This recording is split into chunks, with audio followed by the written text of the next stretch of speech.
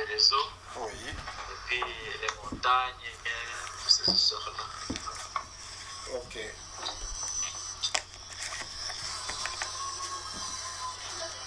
Voilà, donc hier on n'a pas Poser des questions, je réponds. Bon, hier on n'a pas pu.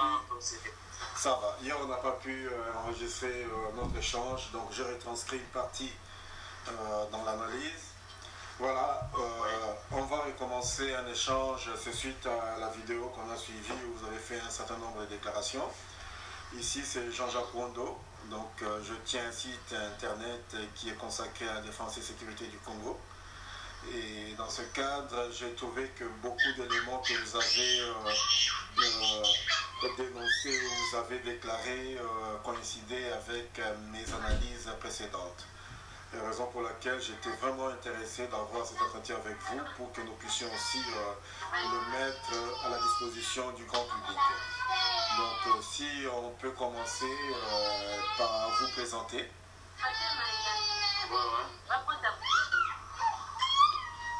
Moi c'est le colonel Nkessi. Il y a du bruit derrière vous, s'il vous plaît. Attends, on va le faire, on va enregistrer.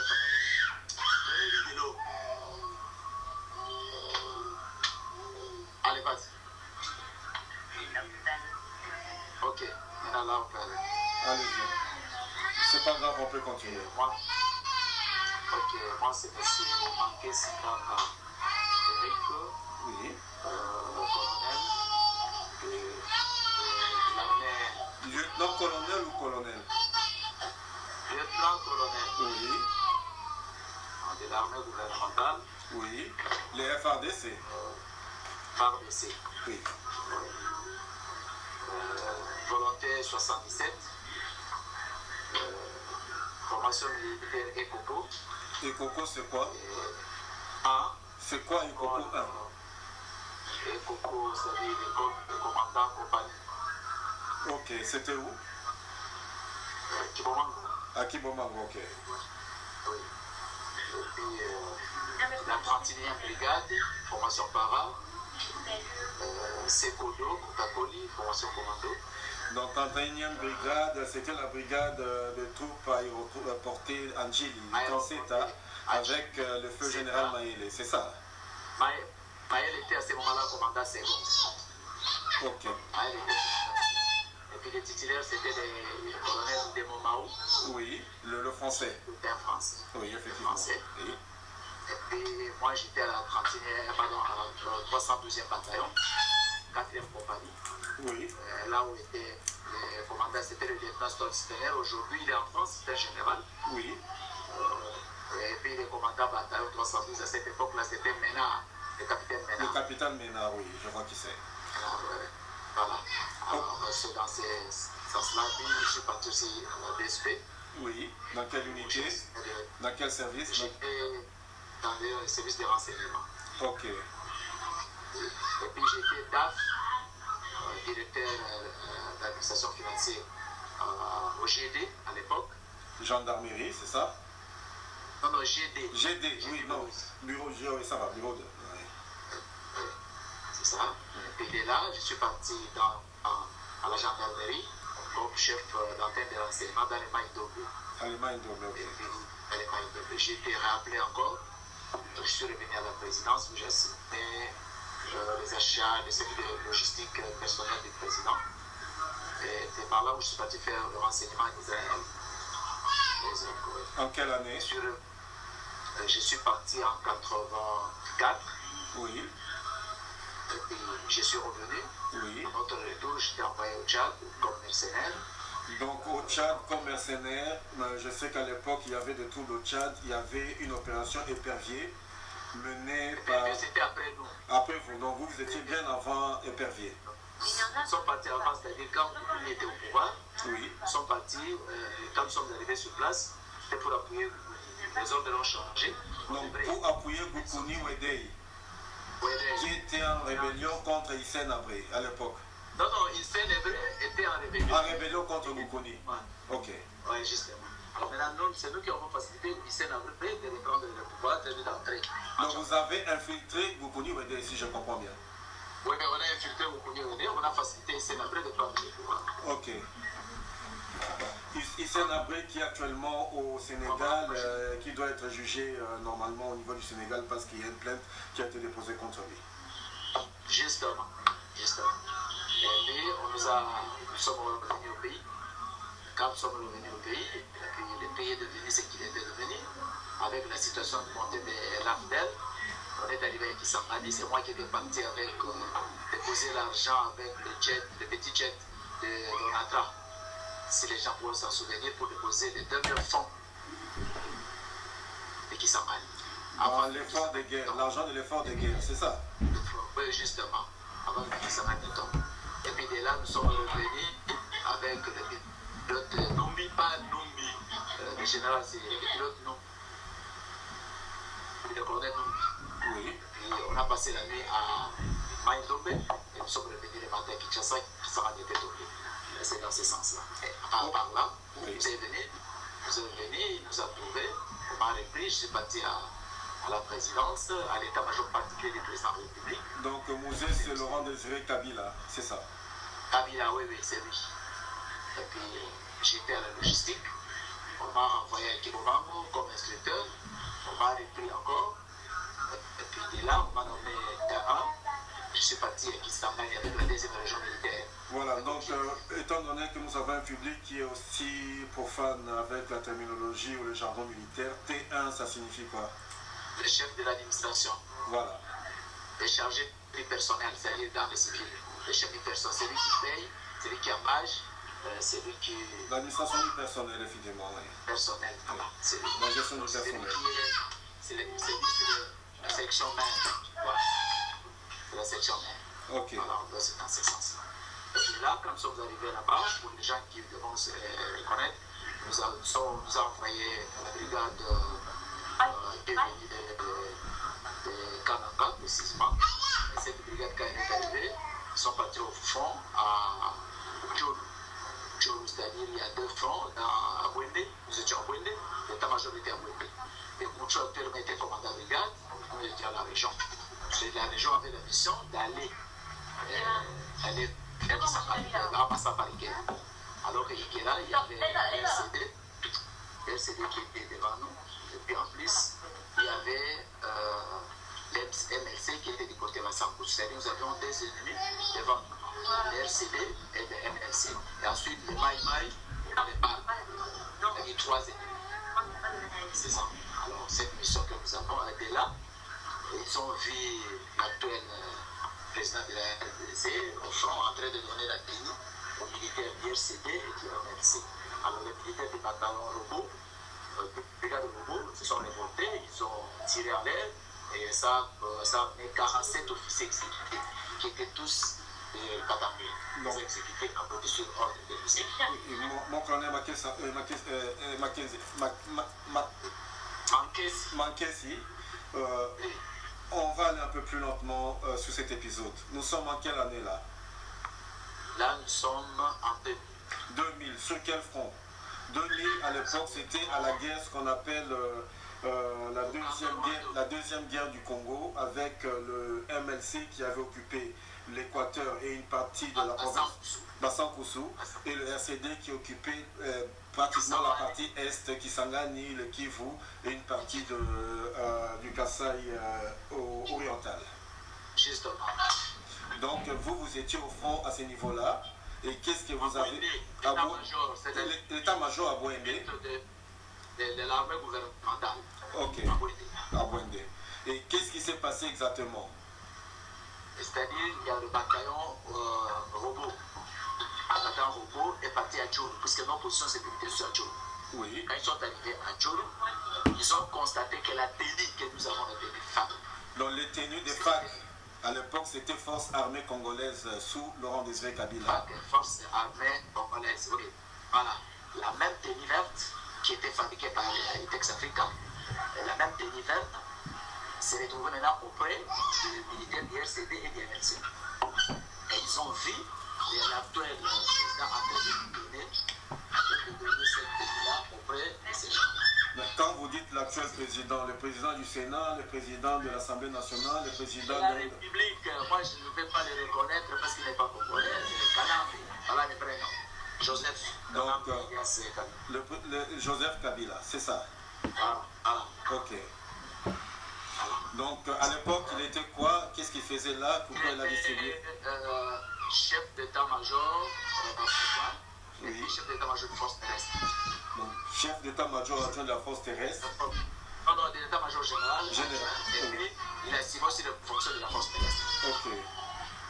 Est-ce que vous avez des éléments qui appuient vos allégations?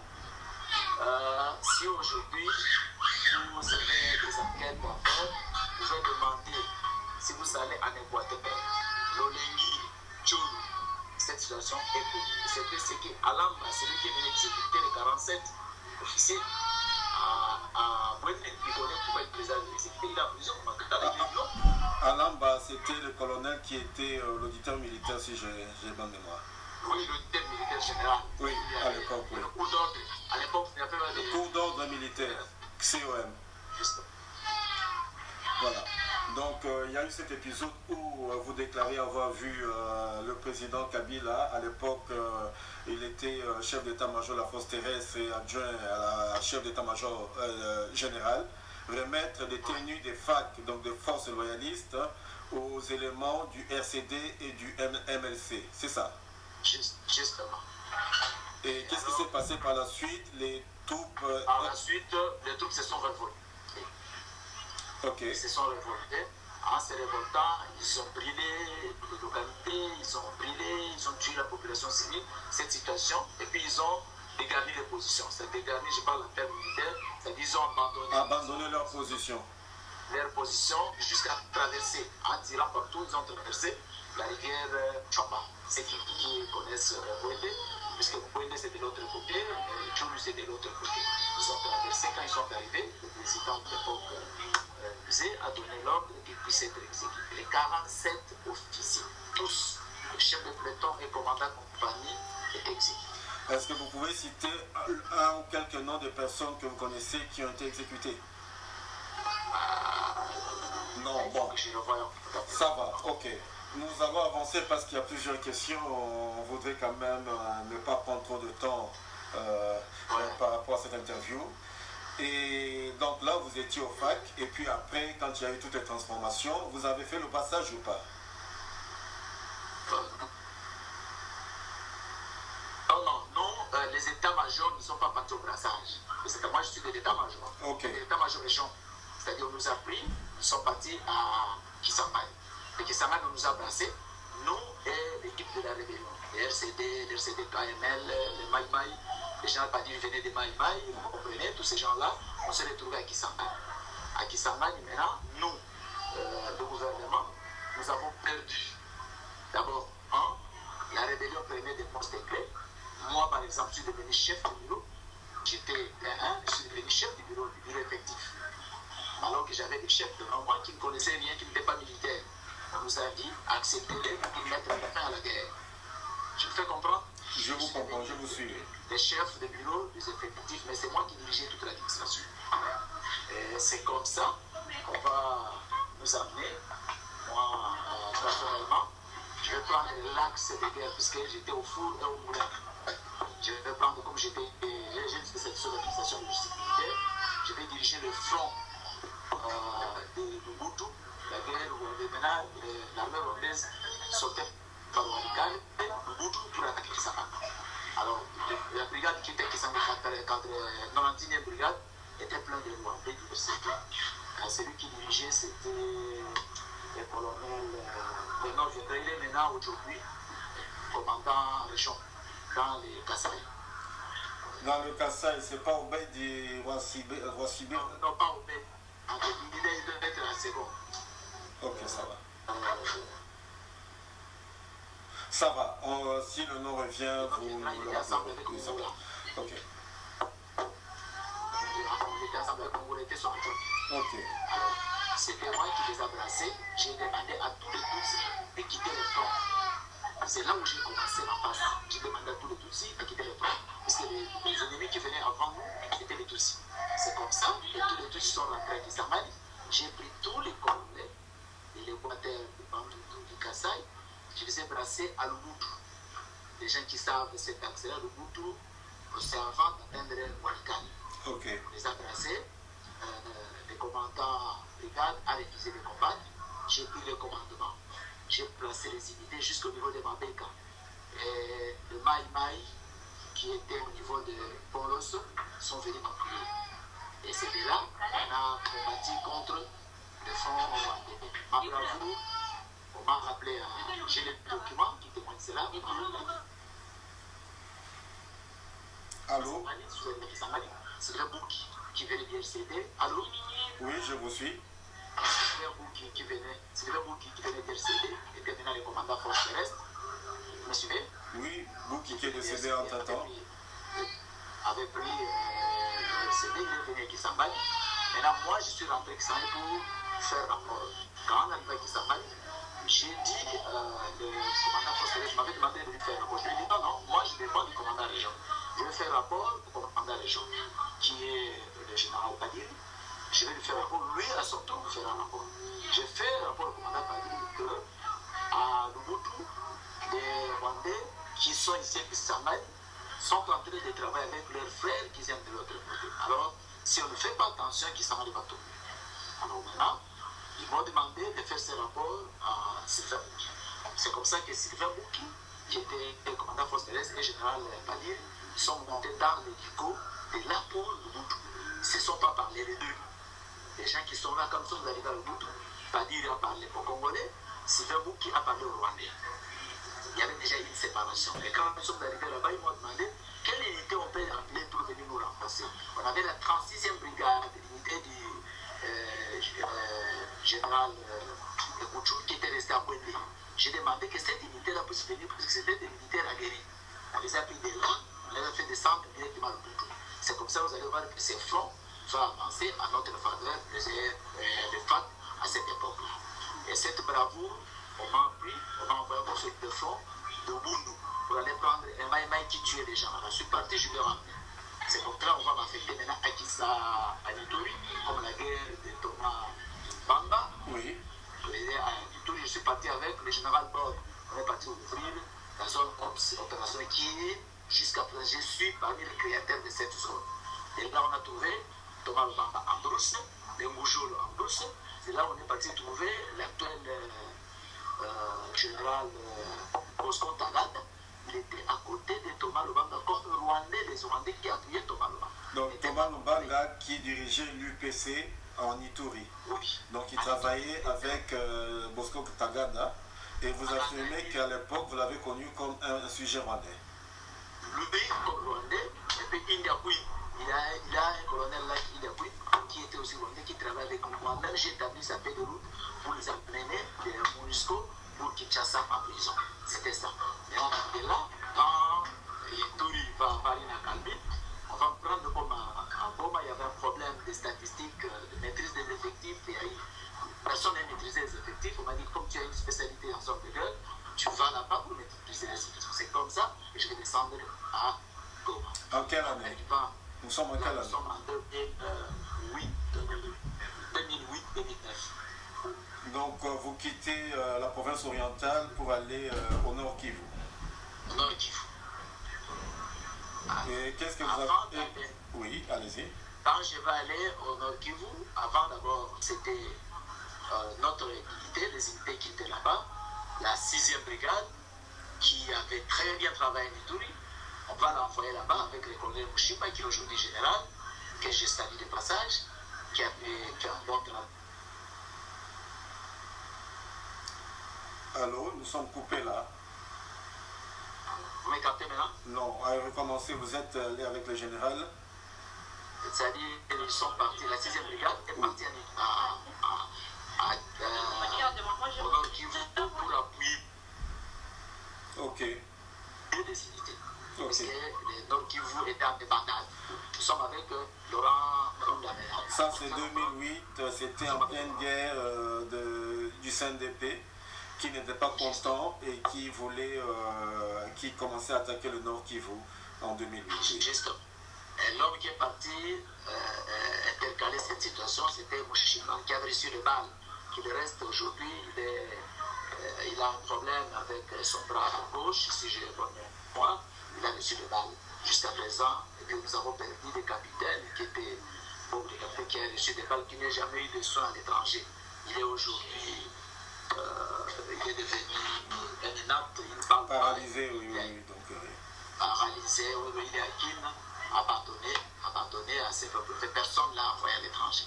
Maintenant, quand on va arriver à Goma, je vais trouver maintenant Bosco Ntaganda, commandant adjoint des opérations au nord et au sud Kivu. Il y a des opérations à Maniléo. Donc, à Maniléo, c'est l'opération qui a suivi au Mojawetu. Au Mojawetu, c'est l'opération qui a été déclenchée conjointement avec la RDF, donc Rwanda Defense Force, l'armée rwandaise, pour traquer les FDLR, suivant les objectifs qui ont été assignés à cette opération. Et après, il y a eu mise en commun des forces, et puis il y a eu l'opération Amani-Léo qui... Ouais. Amani-Léo, maintenant, nous était partis. Moi, je parle de ce que moi j'ai vécu. Voilà. Je ne parle pas des histoires que je n'ai pas vécues. C'est mieux d'ailleurs comme ça. Ouais. Amani-Léo, maintenant, on va envoyer le général Amouli Dieudonné, qui est le chef. Juste rappeler qu'Amani-Léo en Swahili, en français, ça signifie la paix maintenant ou la paix aujourd'hui.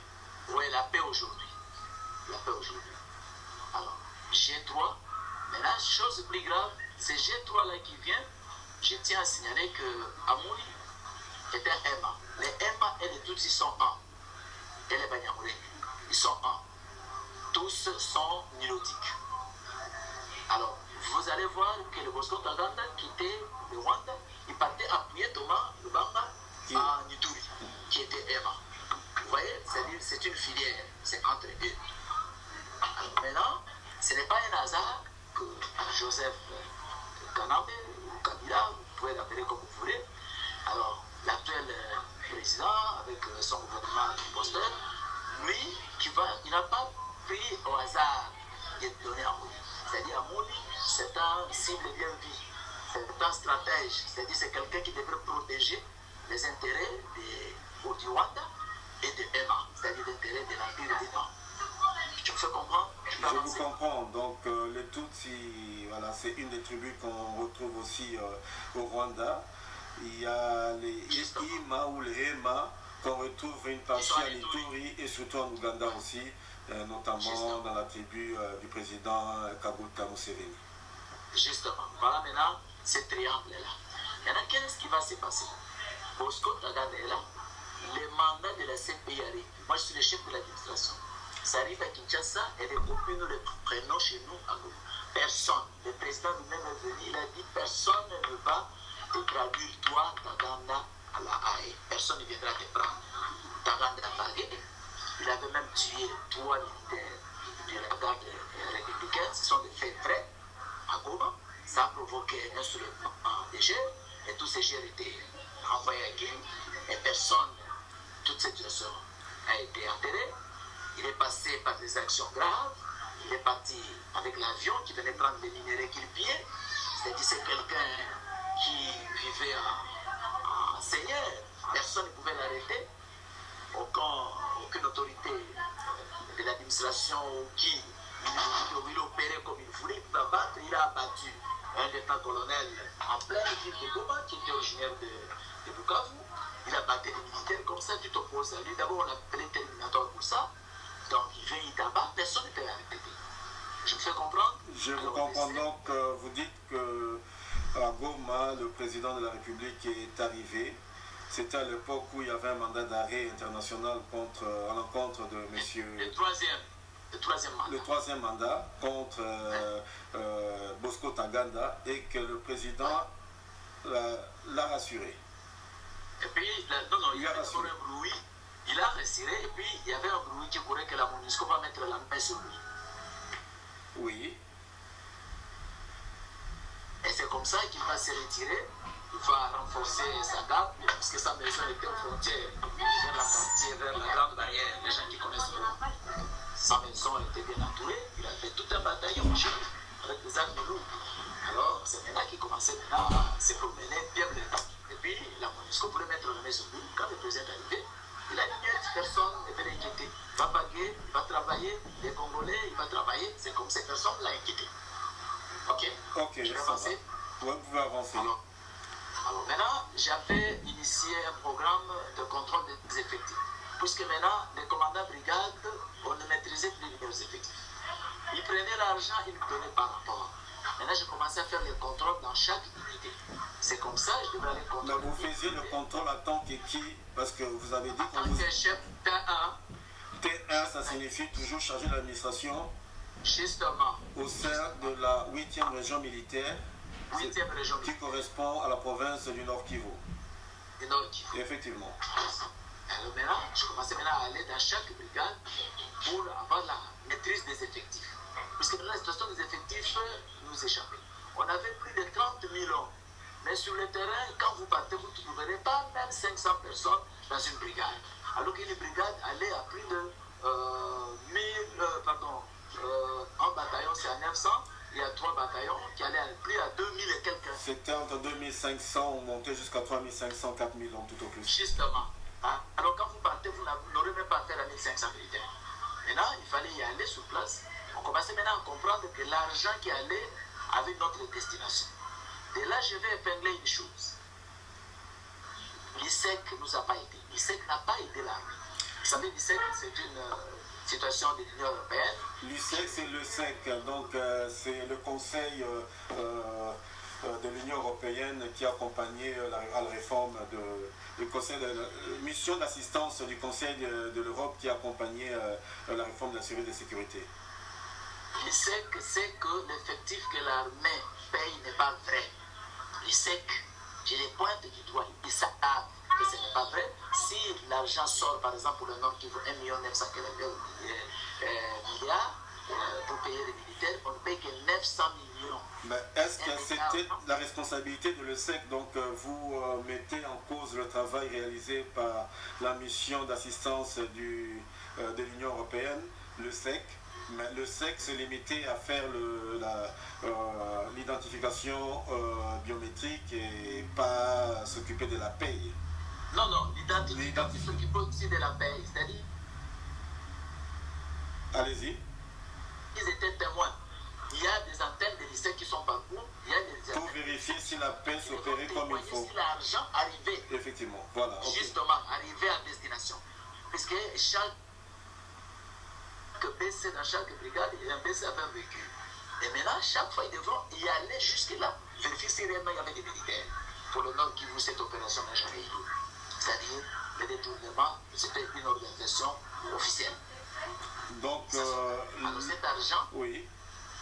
Ouais, cet argent avait d'autres destinations, puisqu'on n'arrêtait personne. Personne n'allait devant l'auditorat pour justifier cet argent. Donc il n'y avait pas de rapport de l'ESEC qui faisait état que les troupes recensées ne correspondaient pas aux troupes qu'on a vues sur le terrain pour aller rechercher cet argent.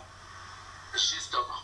Donc, même au moment du recensement, le recensement de maîtrise, c'est-à-dire les commandants régiments rwandais amenaient des Rwandais qui quittaient Kigali, qui venaient faire des recensements dans les brigades. Et après, ils répartaient. Et cet argent-là, avec tous ces cartes-là, les cartes sont là. Les cartes sont là. Au niveau de l'ISEC, il y a des cartes que les gens n'ont jamais retiré ces cartes. Les gens n'ont jamais retiré ces cartes. Ces gens sont des Rwandais. Oui, effectivement, parce que je me rappelle que les CNDP avaient refusé de pouvoir récupérer ces cartes parce qu'ils disaient qu'ils étaient un peu discriminés par rapport au grade et tout ça. Mais ça, c'était la justification officielle qu'ils donnaient à l'époque. Voilà. Donc, on va avancer. Ça, c'est l'épisode où vous avez vécu, vous avez été témoin de magouilles qui s'opéraient au niveau de l'identification et de la paye des troupes. Et puis cet argent, les gens qui prenaient cet argent, juste à l'appel, le général Tango Fort prenait les 3 quarts de cet argent. Donc, Tango Fort était qui? C'est qui Tango Fort? Parce que tout le monde ne connaît pas Tango Fort. Amissi Kumba. Le Le général a mis sur... Oui. Le chef d'état-major de force terrestre. Ok. Il venait prendre, puisque c'est lui qui avait dirigé d'abord cette province-là. Et puis il connaissait l'aboutissement. Et c'est lui qui venait prendre tout cet argent chaque mois, même du côté des décédés. Il prend jusqu'à l'heure où je parle. Il touche cet argent. Ils se sont arrangés avec les services. C'est-à-dire, vous savez, on a pris les décédés, on les a versés aux affaires sociales. Vous me suivez? Oui. On les a versés aux affaires sociales. Et cet argent est détourné. Ça provient, c'est-à-dire les gens ne bouffent pas cet argent. L'argent n'arrive pas aux veuves ni aux orphelins. Cet argent est utilisé. C'est la même chose qui se poursuit maintenant avec certains retraités qui se retrouvent aux affaires sociales alors qu'ils sont encore déclarés comme militaires, ce qu'on appelle les macarons rouges. Voilà. Justement, ces macarons rouges, l'argent est bouffé. Et ils peuvent vérifier, on voit que cet argent sont pris pour aller fomenter toute cette milice-là. Ok, voilà. Et on va avancer. Après, qu'est-ce qui s'est passé? J'aimerais quand même que vous expliquiez, bon ça c'est avant l'époque du M23, mais venons plus à l'actualité, le M23. C'est quoi pour avant d'abord l'arrivée du M23, oui. Vous savez, avec la MONUSCO, avec l'opération Manileo, on avait maîtrisé les rébellions au nord et au sud Kivu. Et puis la situation était revenue au calme.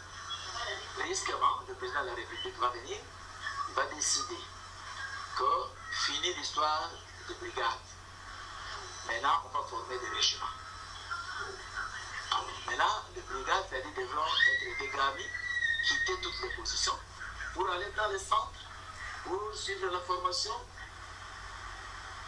Dans le cadre du processus qu'on appelle l'intégration, oui, c'est dans le cadre du processus d'intégration, et je peux te vous situer, c'était en 2011, peu avant les élections, début 2011.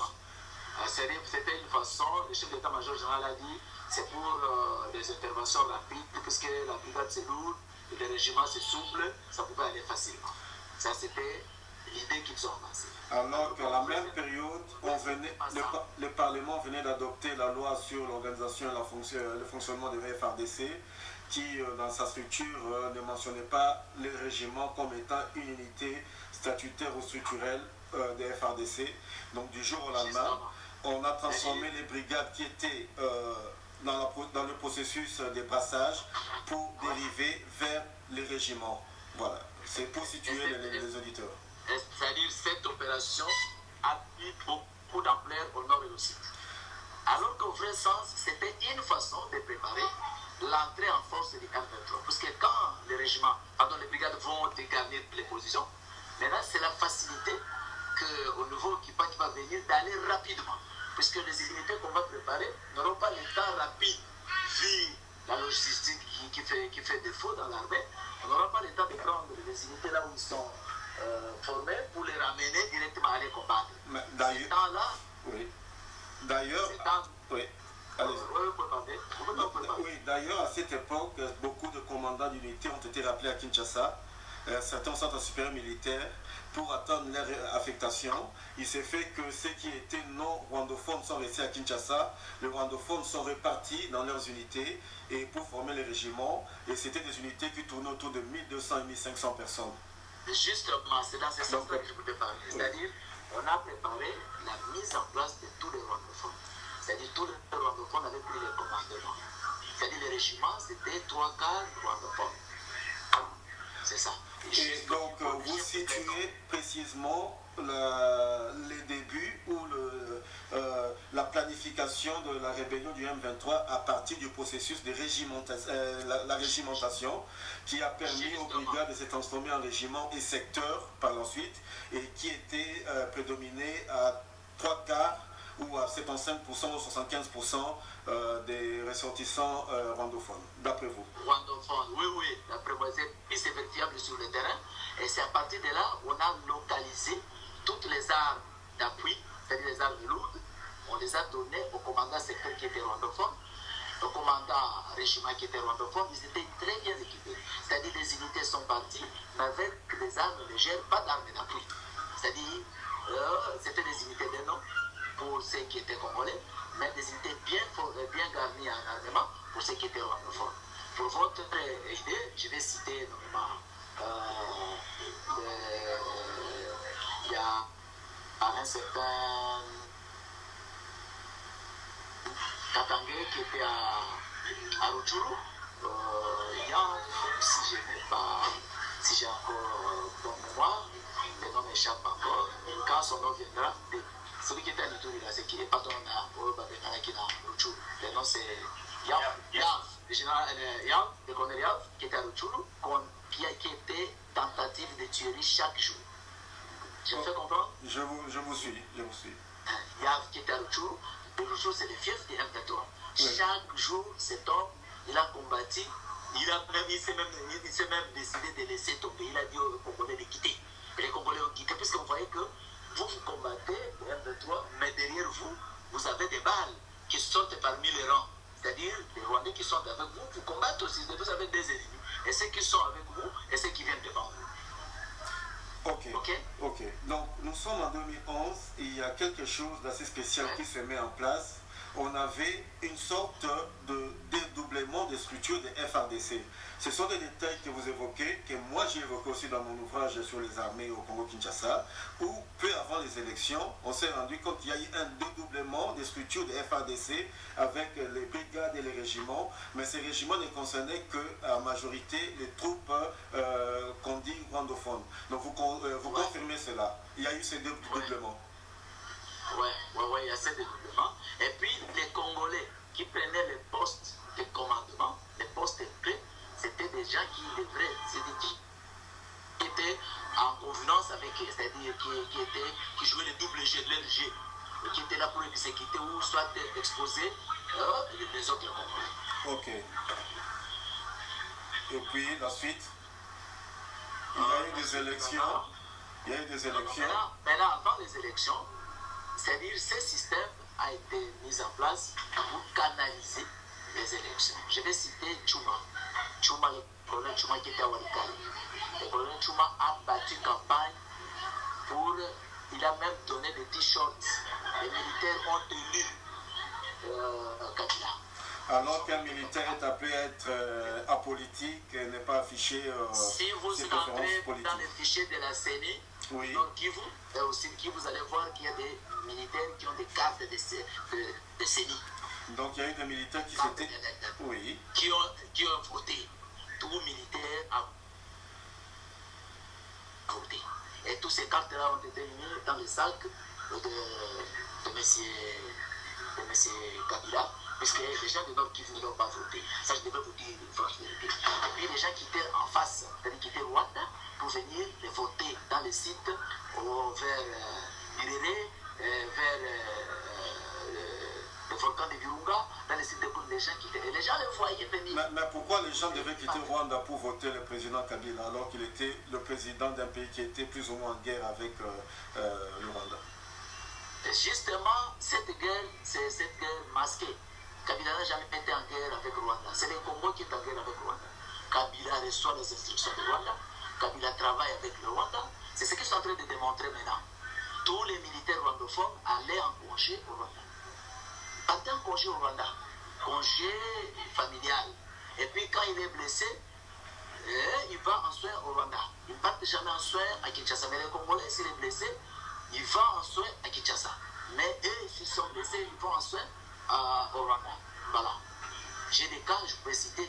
Aujourd'hui, l'homme qui faisait toutes ces histoires-là, le docteur Zoua, on venait de l'empoisonner à Kinshasa. Il est décédé puisqu'il détenait aussi beaucoup de témoignages là-dessus. Le docteur Zoua, le médecin des opérations, pendant toutes ces opérations, CNDP et toutes ces histoires jusqu'au 23. On vient de l'empoisonner à Kinshasa. Il est parti. Ok, on peut avancer parce que le temps presse, hein, il nous reste pas beaucoup de temps. Alors, maintenant, qu'est-ce qui va se passer? Le chef d'état-major général, on va aller rapidement. Oui. Le chef d'état-major général, maintenant, les régiments sont mis en place. Les gens prennent les moyens de bord, les militaires vont à pied, la logistique n'est pas là. Souvent, les militaires se déplacent, quitter le sud vers le nord, à pied. Et puis, en passant là, ils pillent la population, vous voyez. C'est-à-dire, c'était un mécanisme qu'on avait mis pour déstabiliser la population. Vous voyez. Alors, maintenant, ils prennent la population en transportant leurs bagages.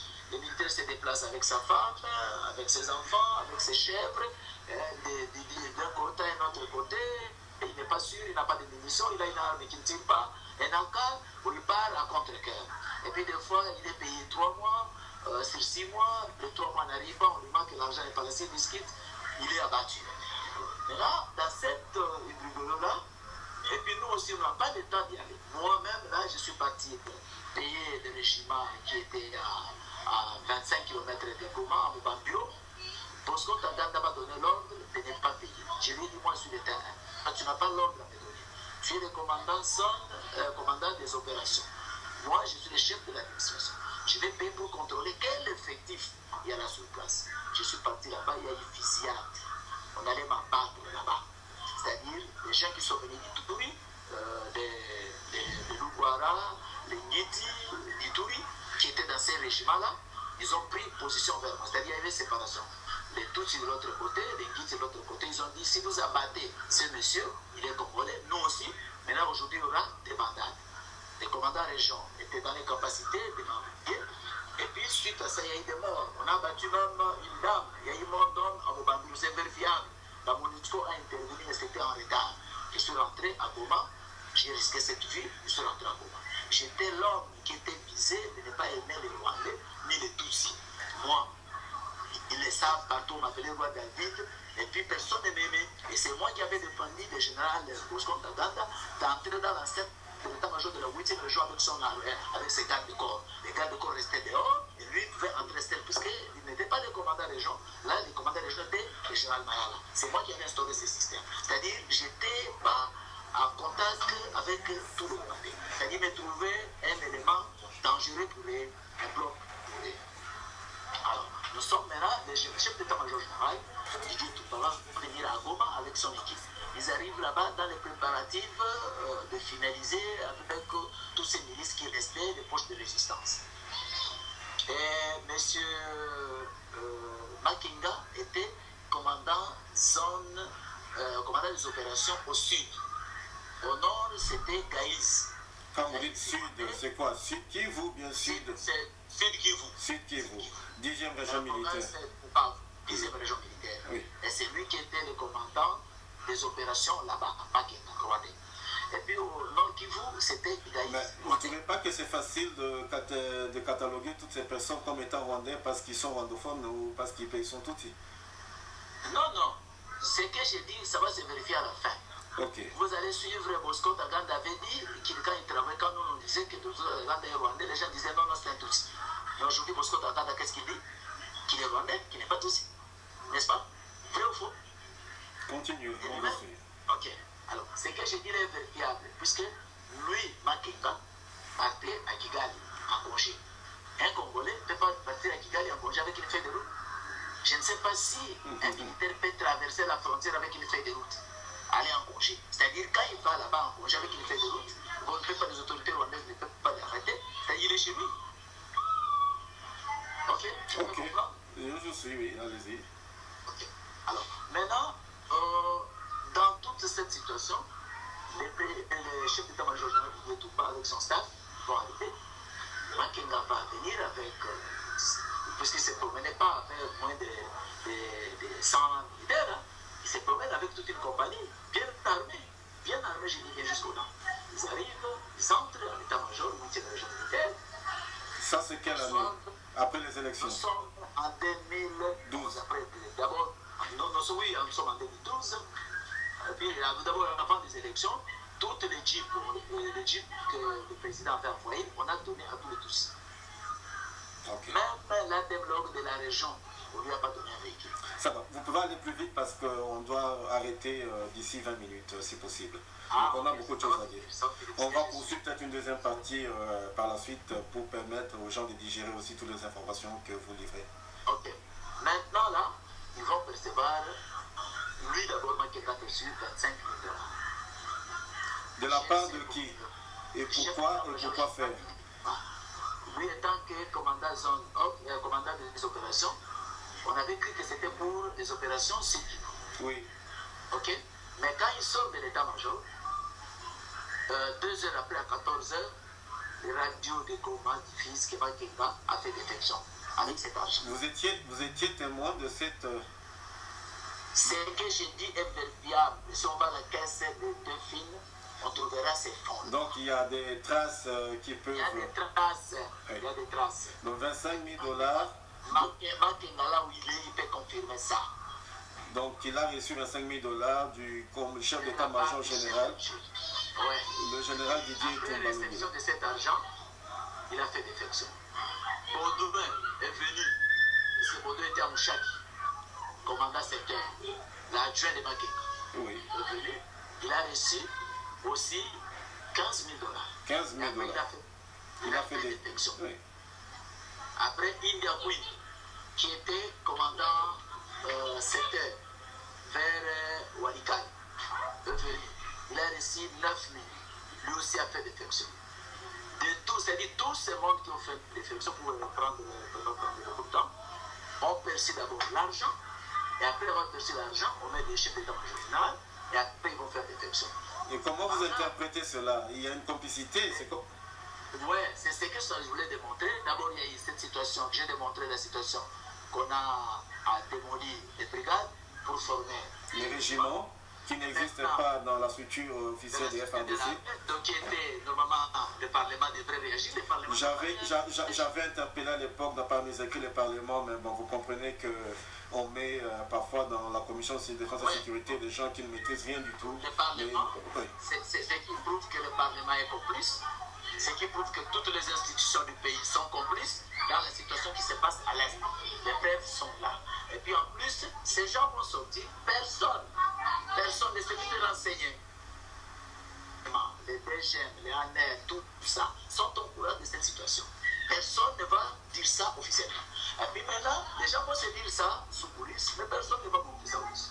Et en fin de compte, le chef de sécurité de Badi, qui est le chef de renseignement de la 8e région militaire, était prise par les éléments de M23. On ne l'a pas tué, on l'a libéré. Qui signifie que ce sont ses frères.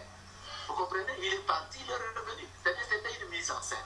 Et puis on n'attaquait personne. Mais là, les commandants régiments, qui étaient des rwandophones, partout où ils étaient, maintenant c'était le M23 avancé comme de la poudre. Du matin au soir. Hier, ils ont pris telle position. Le lendemain, ils ont pris telle position. Mais alors qu'avec tous les régiments, on n'avait pas moins de 25 000 hommes aptes au combat. Maintenant, l'armée qui était devant nous, c'était quelle sorte d'armée? Alors que le M23 n'avait même pas 1000 éléments à cette époque-là. Je me fais comprendre? Je vous comprends. Je tiens à signaler qu'il y avait un bataillon rwandais à Rutshuru qui travaille avec un bataillon congolais pour traquer les FDLR, soi-disant les FDLR. Oui. C'est un bataillon d'unité spéciale. On a vu même les images où le général, je pense, Yav et un autre général, et Kalev, qui sont allés, ils opéraient même avec les unités, les tenues des FARDC. Et il y a eu un jour une misère reprise et ils sont allés à Gizeni et le général Yav leur disait n'oubliez pas de remettre nos tenues. Donc on a permis aux militaires rwandais d'opérer avec l'uniforme sacré du Congo. Aucune armée au monde ne peut faire ça. Aucune armée. Ce sont des éléments de preuve qui font voir que le pouvoir de Kinshasa travaille sous ordre du Rwanda. Voilà, on va aller rapidement mon colonel. Oui. L'épisode M23, on a vu le début, comment certaines villes tombaient l'une à la suite de l'autre, mais il y a deux épisodes intéressants, ou trois épisodes. Le premier, c'est juillet 2012, le 6 juillet, on a vu le commandant des régions de l'époque, le général vainqueur Mayala, s'est réfugié avec 600 hommes, donc pratiquement une brigade à Kisiro, en Ouganda. Comment vous expliquez ça? Parce que ils ont abandonné un lot important d'armement, de munitions, et il y avait des armes lourdes. Comment vous expliquez ça? Je vais préciser une chose. Donc, le général Amissi Kampofort, c'est-à-dire le commandant région, ne dirigeait pas les opérations. Ça, c'est une autre complicité que les gens n'ont jamais connue. C'est-à-dire le commandant région était une étiquette. Les opérations étaient dirigées par le commandant Ops Amanileo. C'est lui qui était le chef des opérations. Le commandant région était comme un chef. C'est qui cet commandant opérationnel de Amanileo? C'est-à-dire Amouli et le Nord Kivu. C'est-à-dire Gaïmbi, Delphin et Makenga pour le Sud Kivu. Oui. C'est-à-dire les commandants régions et l'état-major région étaient en étiquette. Okay. Ils ne dirigeaient aucune situation, n'était au courant derrière. Maintenant, chose plus grave. Tango Fort va venir à Missi, qui était le chef d'état-major force terrestre, il va prendre le général Mayala. Alors que Mayala n'était pas aux commandes des opérations.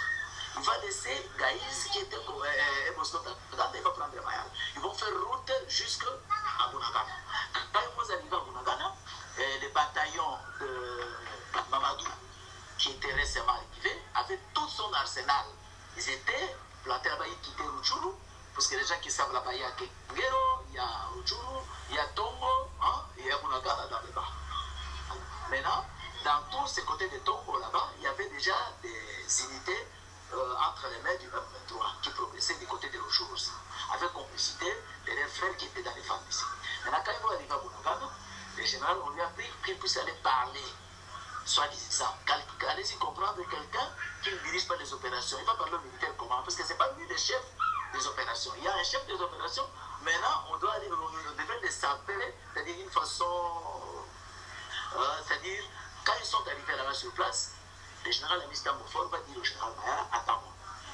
Attends-moi ici, je reviens. Juste au moment où le général Amis va sortir, il y aura un feu nourri de toutes parts. C'est-à-dire, l'ennemi va frapper. De l'autre côté, des troupes de la MONUSCO vont tirer. De l'autre côté, mais toutes ces tirs vont se focaliser sur nos troupes. Je me fais comprendre. Donc, on a utilisé le général Mayala pour soi-disant calmer, si je comprends bien, les troupes congolaises qui étaient lourdement armées et qui prenaient plus ou moins l'ascendant sur l'ennemi. Et là, le général Amissi va l'utiliser pour calmer. Et pendant que les autres n'avaient plus leurs armes, c'est là qu'ils ont été contre-attaqués par les troupes ennemies du M23. Puisque la tension au front, les militaires congolais ne pouvaient plus voir la présence d'un Tutsi. Toute personne d'IRCD n'avait plus de crédibilité. Mayala étant quelqu'un du ex-gouvernement, il n'a jamais connu une milice. Voilà pourquoi il était le mieux écouté. Pour calmer les troupes. Pour calmer les troupes. Et puis les troupes qui venaient, c'était des gens qui venaient de Bakongo, de Bandundu, du Kasaï, de l'Équateur et du Katanga. Alors c'est facilement, il faut être écouté par quelqu'un qui est un Bantou. Je me rappelle précisément de cet épisode parce que j'étais en contact avec certains officiers de l'état-major, donc 3 opérationnels, qui nous ont dit que transmettez les messages que cette fois-ci, nous militaires congolais, nous voulons démontrer quand même que nous sommes capables de faire quelque chose. Trop souvent on a dit que nous sommes faibles et nous voulions montrer que nous sommes capables de pouvoir de faire honneur au Congo. Donc c'était la plupart des militaires qui venaient de l'ouest du pays qui étaient décidés à défendre l'intégrité du Congo à cette époque. Et j'ai directement reçu message des autres frères d'armes qui étaient avec qui on était en contact durant toute cette période de guerre. Oui. Alors, maintenant, c'est dans ce sens-là que il va arriver, il y aura maintenant ces faits nourris. Ces faits nourris, on peut poser la question en général à Miss. Il était où quand ces faits nourris arrivaient sur Mayala? Mayala n'est pas parti avec l'unité qui est partie à Ouganda. Mayala étant un militaire formé, il a rampé jusqu'au niveau des chars de la MONUSCO.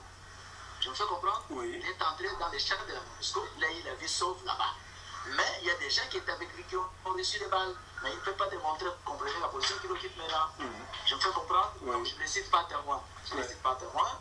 Hein? Ce sont des faits qui sont vérifiables. Je ne les cite pas, je ne parle pas avec lui. Je ne les cite pas, mais ce sont des faits qu'on ne peut pas changer. C'est l'histoire. Maintenant, l'équipe qui est partie à Ouganda, puis l'équipe qui est partie en Ouganda, est revenue, je me fais comprendre, l'équipe qui est partie en Ouganda, a laissé tout cet armement au profit du M23. D'abord, ils avaient déjà profité de tout l'armement qui était auprès de Bosco Ntaganda. Ils viennent de profiter encore tout l'armement qui venait avec le bataillon de Mamadou. Maintenant, ces bataillons vont partir mais vite en Ouganda. On va les escorter vers Beni. et ça va venir. Allez-y comprendre. Mais cela me fait penser à un épisode similaire qui s'est déroulé quelques années plus tôt à Mouchake, avec le même général Amissi qui a été mis en cause. Ouais. C'est-à-dire piéger les FARDC et puis après les FARDC ont été attaqués, ils abandonnent les armes au profit de l'ennemi. À l'époque c'était avec le CNDP et cette fois-là c'était avec le M23. Donc vous confirmez un peu l'effet similaire. C'était Mungura qui avait fait ça, colonel Mungura. Aujourd'hui on lui a donné le grade de général Mungura. Okay. L'homme que j'avais dit à Kisangani c'était Séraphin, le colonel Séraphin, on vient de le nommer aussi général. Donc toutes ces personnes que vous soupçonnez avoir été de connivence avec l'ennemi, ils ont été élevés au grade de général l'année passée. Général, l'année passée, et puis allez-y comprendre, ils ont échoué au front. Les FARDC n'ont pas gagné le front. Comment est-ce qu'on peut les élever au grade de général? C'est-à-dire ces grades-là, c'est une corruption. Je dénonce encore ça. Et puis parmi eux, il y a des gens qui ont des grades de recrutement général. Une formation, ça veut ni lire ni écrire. Ni lire ni écrire. On ne peut pas lui dire que tu peux me lire aujourd'hui une carte, tu peux dessiner un peu ceci. Non. Même une boussole. Ils savent non, on en a vu ceux qui ne savaient même pas se situer par rapport au nord à l'époque. C'est comme cela que M. Kanambe est en train de tuer l'armée congolaise. Dans quel but? Il n'a pas besoin qu'il y ait une armée forte. Parce que quand on aura une armée forte, le pays sera protégé. Mais revenons rapidement, parce que le temps passe. Revenons rapidement. Vous avez dit que quand les FARDC avaient appelé la causerie morale avec le général Mayala, subitement il y a eu des feux nourris, d'une part et d'autre. D'une part c'était le M23, de l'autre côté c'était qui? La MONUSCO. MONUSCO, oui. Mais pour quel intérêt? C'est ça aussi. Moi je tiens à vous signifier qu'on était à Ituri, on avait abattu même un hélico de la MONUSCO. On n'a jamais dit ça, qui partait ravitailler les équipes. On l'avait abattu. Il mettait, en place de l'UL, il mettait des papiers blancs. Donc, vous voyez, c'est un hélico blanc. Et puis, on a ordonné au commandant compagnie qui était là, sur une montagne, d'éliminer. Il a éliminé, il n'y a eu aucun écho, jusqu'à présent. Donc, un hélicoptère de la MONUSCO qui a été maquillé en blanc a été abattu en Ituri. Parce que cet hélicoptère ravitaillait l'ennemi. La milice. Ça va, ok, on avance. Donc c'est juste une parenthèse. L'épisode... Oui. De deux, c'est le phénomène de démobilisation. La démobilisation, c'était pour préparer la milice. Allez-y comprendre quelqu'un qui a tiré l'arme, est-ce qu'il peut retourner à la vie civile, payer l'impôt, travailler, s'assurer? Celui qui était délinquant hier, qui était voleur hier, tous ces gens qui étaient démobilisés aujourd'hui sont soit à la milice, sont soit les FARDC, sont revenus.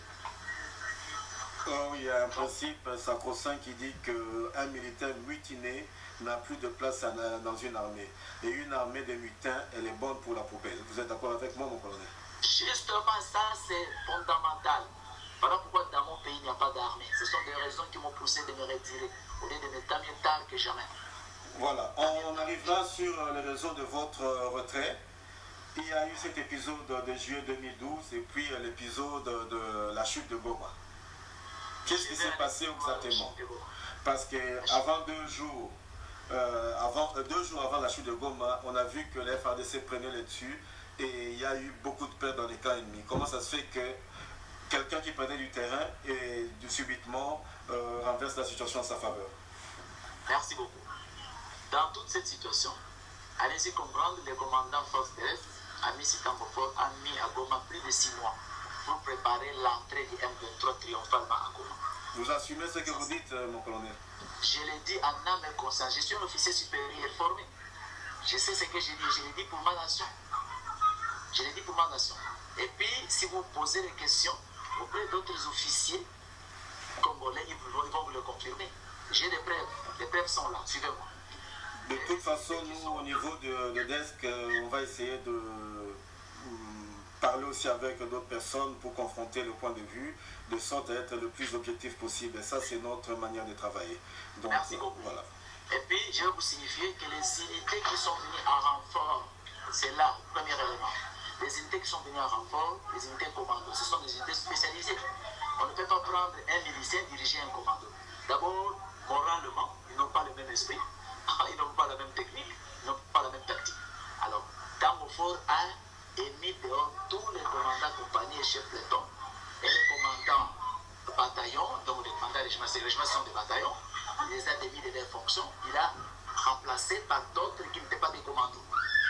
Des miliciens qui l'entretenaient, et je l'avais dit à l'époque, je l'avais écrit à l'époque, sur base aussi des informations concordantes qui venaient de vos collègues qui étaient sur le front. Et ça, c'est pour fragiliser. Et Kinshasa a gardé silence, le chef d'état-major général a gardé silence, la présidence de la République a gardé silence, c'est-à-dire ils étaient de mèche avec celui qui décidait ainsi. Je me fais comprendre ça, c'est un. De deux, vous allez voir l'ennemi qui est au fond. Nous, on fait de planification, nos éléments qui avancent, ils sont justement en embuscade. Ils tombent en embuscade. Et les hélicos qui partent, les hélicos qui partent pour frapper l'ennemi, au lieu de frapper l'ennemi, ça frappe le troupe de FARDC. Je me fais comprendre? Ça frappe le troupe de FARDC. Et puis, dans le cas de l'ennemi, ça met des bombes fumigènes. Donc des bombes fumigènes, des bombes qui ne tuent pas. Il faut expliquer à la population qui ne savent pas les termes militaires. Alors, c'est-à-dire, l'aviation n'a appuyé le FARDC à rien. D'abord, pour preuve, quand le M23 progressait, on a pris toute l'aviation, on les a envoyés à Bukavu. Vous comprenez un peu ça? Oui, parce que je confirme, pas que je comprends, je confirme parce qu'on a déplacé l'aviation qui a été reculée vers Bukavu, à Kavumu. Et c'est là qu'ils ont même établi l'état-major provisoirement à l'époque. Et on était au courant de toutes ces informations, comment les réunions se déroulaient. Oui. L'artillerie de la GR, la garde républicaine, oui. L'artillerie, là, depuis Kunda, ce sont les mêmes commandants. C'est-à-dire qu'ils ont la consigne de ne pas tirer sur l'ennemi, de ne pas viser l'ennemi, de tirer les objectifs à côté. Ils n'ont pas affaibli le M23, ils tiraient à côté. Voilà. Et puis le M23 est rentré à Kinshasa, à Goma. Et puis le M23 avancé. Les dernières positions étaient à Kibumba, notre position. Oui. C'était les troupes commandos qui étaient à Kibumba. C'est lui qui tenait le bouchon.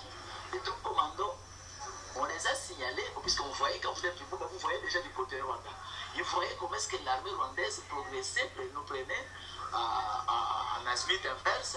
Ils entraient pour appuyer le M23. Ça, c'est les troupes, ça, c'est les troupes de Mamadou Ndala, commando. Non, pas le Mamadou Ndala, un autre commandant, je ne peux pas les citer. Ça va, ok. Ça va, c'est bon. Ok. Ils savent quelle est l'unité qui était là. C'est l'unité commando, ce n'est pas le Mamadou Ndala. C'est la 23e, ce n'est pas Mamadou Ndala. Il est formé par les Américains. Quand vous avez appris qu'on avait arrêté un commando, c'était de cette unité-là, au Rwanda. On est parti les reprendre. Alors, maintenant, qu'est-ce qui va se passer?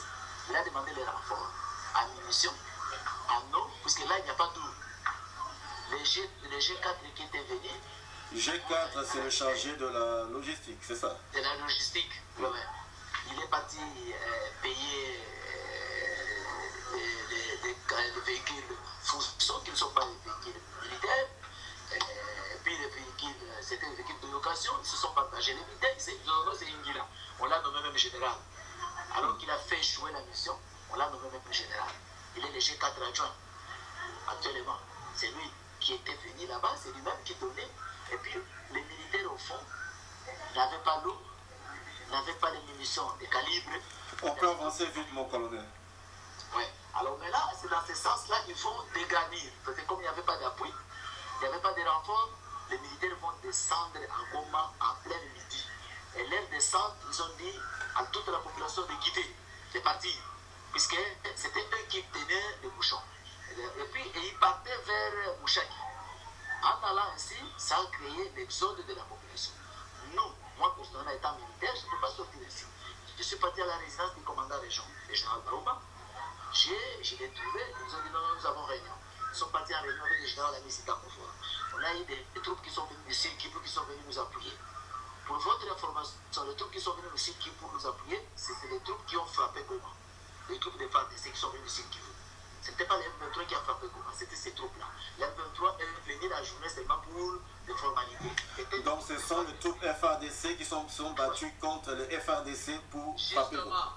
Qui ont occasionné l'entrée des M23 à Goma. C'est les troupes qui sont venues du site Kivu.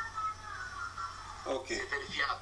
Alors maintenant, la nuit, on est à la place du deuxième stade à l'état-major de la police.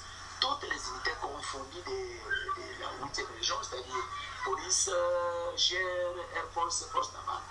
En incitant au fort prend le Moïdi, demain nous allons frapper les M23. Le M23 a pris Goma le 21, si j'ai bon, non le 20.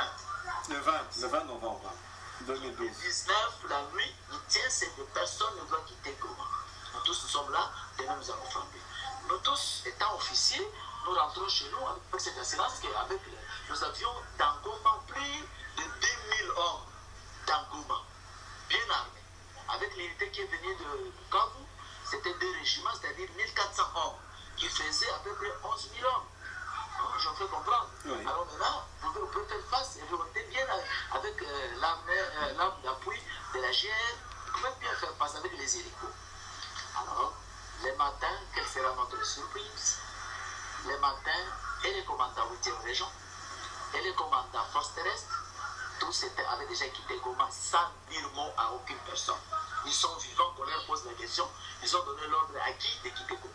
Donc, les officiers généraux et les commandants ont abandonné leurs troupes sur le terrain. Justement, c'est-à-dire le commandement OPS qui était dirigé par Gaïs, innocent, les commandants région qui étaient dirigés par Baouma, et puis les forces d'état-major qui dirigeaient les opérations, puis c'était les grands chefs, ont quitté Goma sans donner un mot. Le général a même promis à l'équipe médicale, aux officiers médecins, qu'il va nous envoyer un véhicule pour les prendre. Il n'a jamais envoyé un véhicule. Les médecins sont partis, les métros les a pris, sont partis même jusque dans les fiefs. Ça va.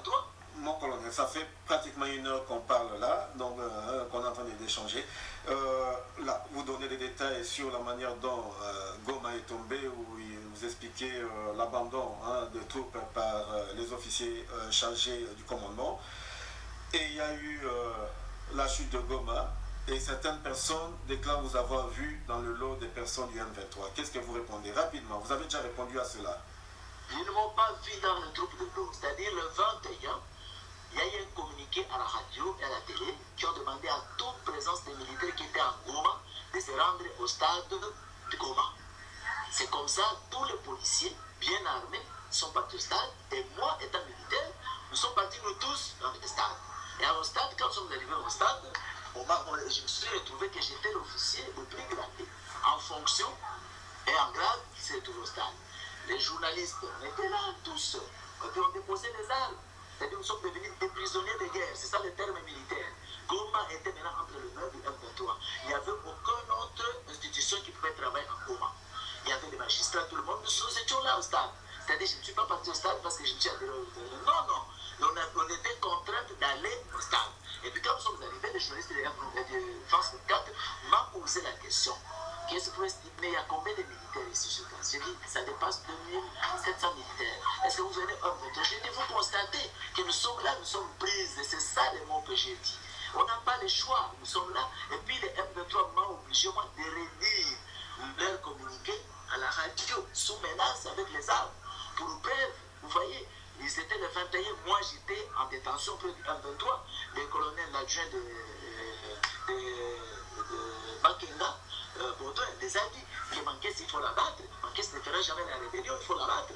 On était devant l'état-major, on m'a giflé devant l'hôpital, puisque je les ai dit, il ne faut pas tuer ces gens. Vous disiez que vous défendez les Congos, il ne faut pas tuer. Quand je disais ça, j'ai reçu des gifles. Ma femme a été violée, une de mes nièces ont été violées. Vous comprenez? Et puis le M23 est venu chez moi à la maison poser ces actes-là. Je n'étais pas avec eux. C'est comme ça que le 28, je me suis échappé des combats avec toute ma famille. Allez-y comprendre, je n'ai jamais adhéré à M23, je n'ai jamais travaillé pour M23. Ok, ça va. Goma a pris, et puis quelques jours après, ils sont restés 10 jours, ils ont été Ils ont replié sur plus ou moins, d'abord dans un périmètre de 20 km de Goma, mais en réalité ils étaient à 4-5 km de Goma. Il y a eu le lancement des négociations de Kampala. Et en mai, il y a eu une période d'accalmie jusqu'au mois de mai, avril-mai, avec l'épisode de la guerre entre Runiga et Makenga M23. Mais il y a eu un épisode au mois de mai où le FARDC commençait à prendre le dessus sur le M23.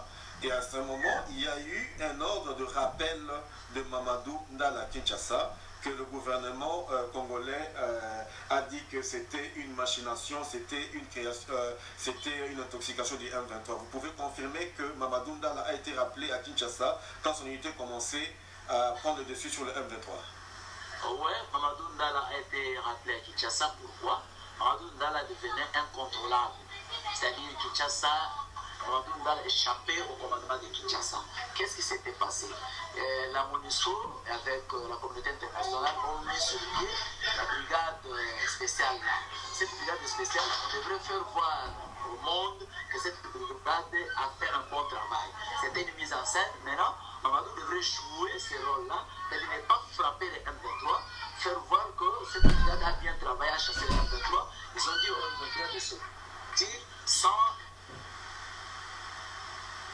échange de vie. C'était ça la préparative dans le noir. Et maintenant, Mamadou, en recevant cet ordre, comme c'est lui, c'est l'armée congolaise qui devait être en tête, Mamadou n'a pas respecté les consignes. Il a frappé le M23. Parce que le M23 savait que quand les FARDC vont venir, ils vont nous laisser le couloir, nous allons partir avec notre armement et toute notre histoire. Parce qu'ils savaient qu'après ça, le M23 va revenir, ils auront d'autres missions à compléter auprès des Kabila. C'est comme cela auprès de ces règlements actuels. C'est comme ça Mamadou les a liés. Il y a eu des morts en cascade. Mon frère, je vous dis aujourd'hui, il y a eu des morts en cascade. Il y a des gens jusqu'à maintenant, ils sont à l'hôpital.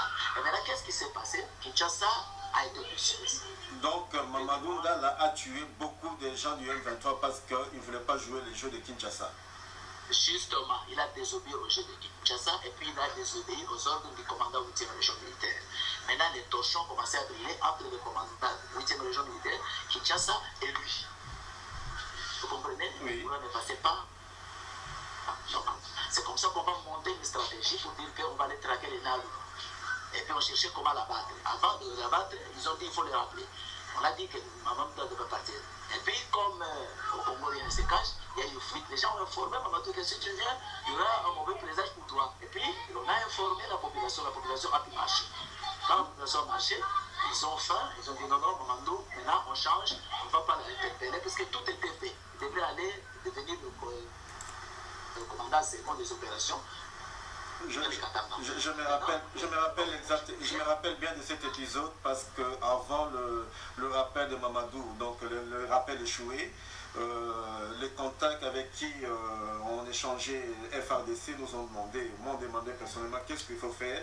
Moi je dis prenez contact avec un certain nombre de personnes bien précises au niveau de la population du Kivu qui font un travail de sensibilisation et qui vont d'ailleurs vous soutenir et vous accompagner dans vos combats. C'est pour cela que pendant cette période, vous avez vu que la population commençait à amener la nourriture, le boisson, porter de l'eau aux militaires. C'est quelque chose que nous avons mis en place. Et ce sont ces militaires-là qui sont entrés en contact quand ils ont eu une information qu'on allait rappeler Mamadou Ndala, ont signalé à ces populations, à ses amis, je ne cite pas leur nom, et c'est eux qui ont activé la manifestation, qui sont allés à l'aéroport pour empêcher le retour de Mamadou. Donc il y a une complicité qui s'est mise en place entre le FARDC et la population, ce qu'on appelle l'armée-nation. C'est un peu ce qui s'est passé à l'époque de la résistance de la France, où il y avait certains résistants qui travaillaient de connivence avec les militaires, et c'est ça qui a empêché le rappel de Mamadou Ndala. Justement, et puis maintenant, ils vont monter la stratégie des histoires de Nalou, qui est une fausse histoire, à Bénin. Alors quand maintenant l'autre va aller à Bénin, et c'est comme ça qu'on va appeler Mouindo Mounos, qui est Niger. Oui. C'est un tueur de Joseph. Il avait tué Gezayo à Boma, qui est un grand patron qui s'opposait aux histoires de RCD. Gezayo qui est belge, je pense aussi, hein, qui était ouais, il a une nationalité belge. Un homme d'affaires de la place de Goma. Voilà. Et puis on a exécuté puis en l'exécutant pour ses biens, pour s'acquérir de ses biens. Et puis en plus, lui, on l'a nommé commandant des opérations à Doumou, alors qu'il n'a pas niveau, il n'a pas qualité. Et puis il est parti là-bas comme commandant des opérations, on l'a interpellé. Comme on aurait pu vous, il devrait venir la cette mission-là, il est parti d'abord par Walikale, lui qui est un gère, un garde du corps, c'est ça. Ok, mais rapidement, on a dépassé notre temps. On a dépassé notre temps. Donc Mohindo, vous le citez parmi les gens qui étaient complices dans l'attaque de Mamadou Ndala. C'est lui l'exécuteur de Mamadou Ndala. Vous êtes formel? Je suis formel là-dessus. Ok. On dit qu'il a été abattu. Le commandement savait ça. Le commandement savait ça. Et où en est l'enquête alors de Mamadou Ndala? Au Congo, il n'y aura jamais d'enquête. Ce sont des dossiers classés sans suite. Ok.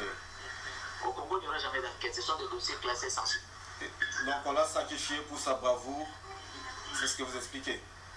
Il est sacrifié, donc non, pas seulement sa bravoure, parce qu'il détenait des secrets que le pouvoir lui avait demandé de ne pas tirer sur le M23. Mais il devenait dangereux. Comme maintenant, les actes qu'il a posés, vous savez que si on les laissait, il va parler, puisqu'il avait des caméras. Dans ces caméras qu'il filmait au fond, il avait dit ça. On l'a tué et puis on a bousillé toutes ces caméras. L'histoire du Congo, c'est un éternel commencement. Donc, il y a le général Mbouza Mabé qui avait refusé aussi en 2004 à Bukavu de laisser un couloir au CNDP pour replier vers l'aéroport de Kavumu, et cela lui a valu ce que nous savons aujourd'hui.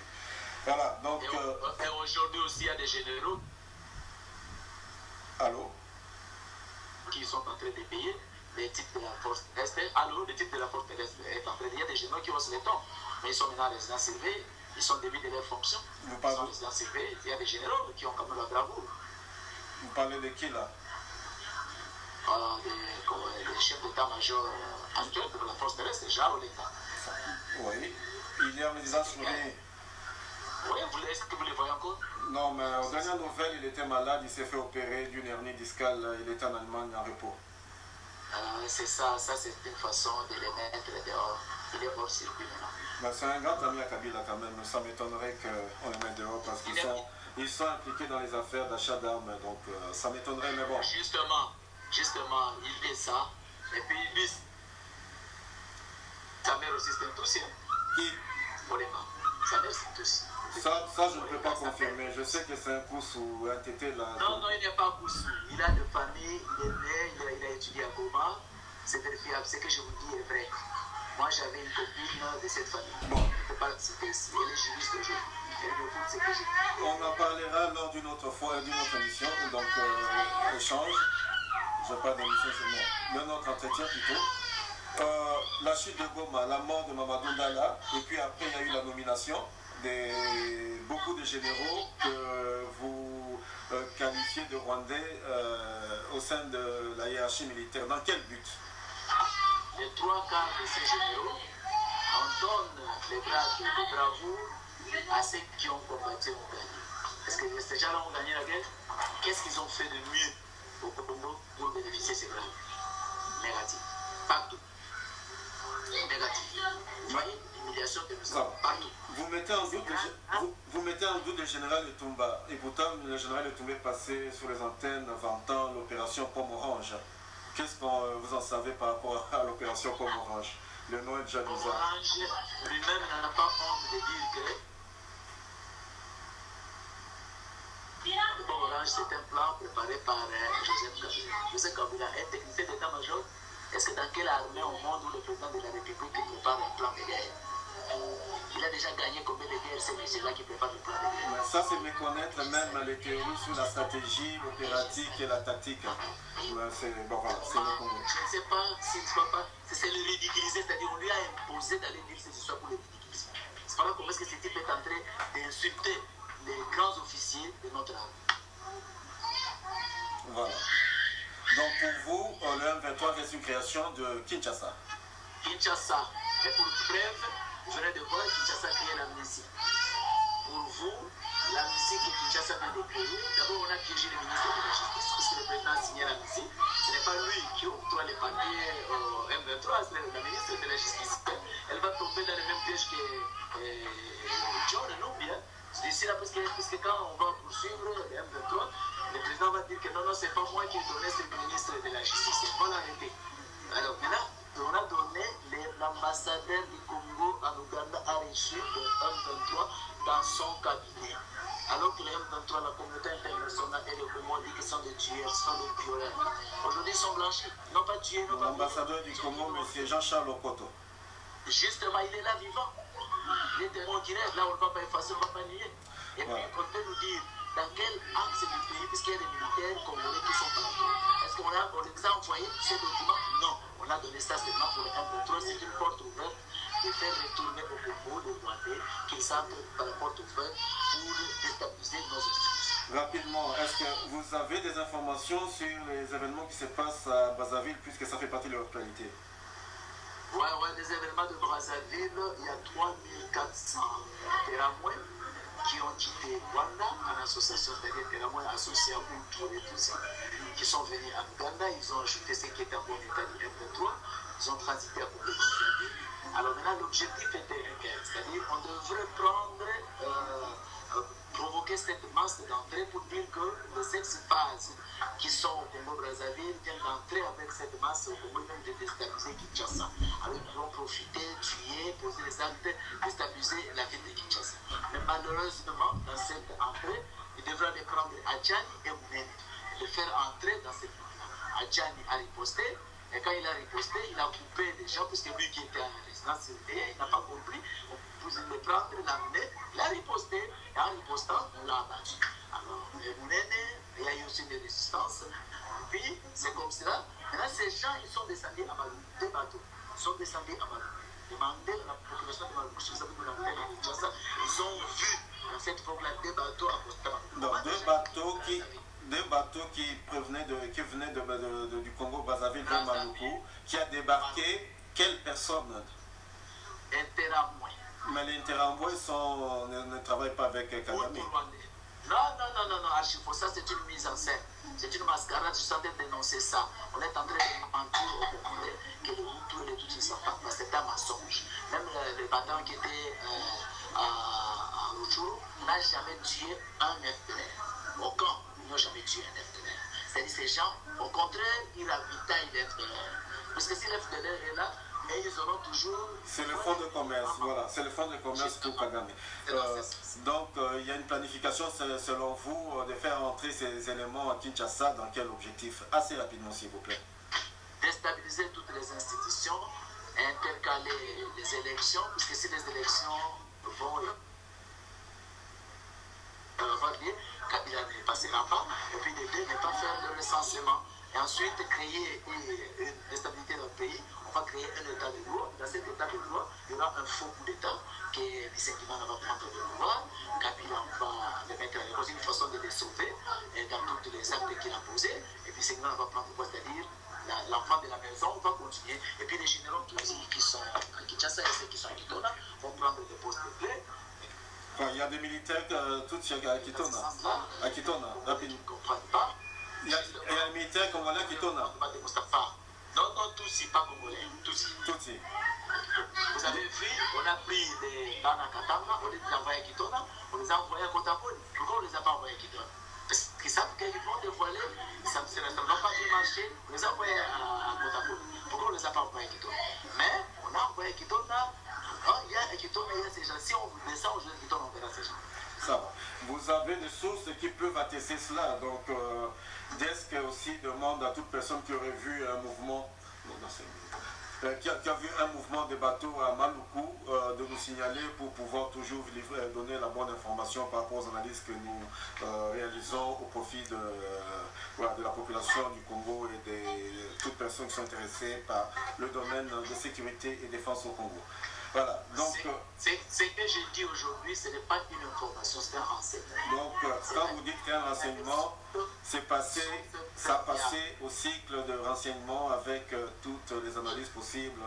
C'est-à-dire que j'ai des éléments qui sont au sein de l'FADC, qui travaillent de main chère pour moi, voilà. Qui ne sont pas d'accord avec ces systèmes. Les officiers supérieurs, les officiers généraux,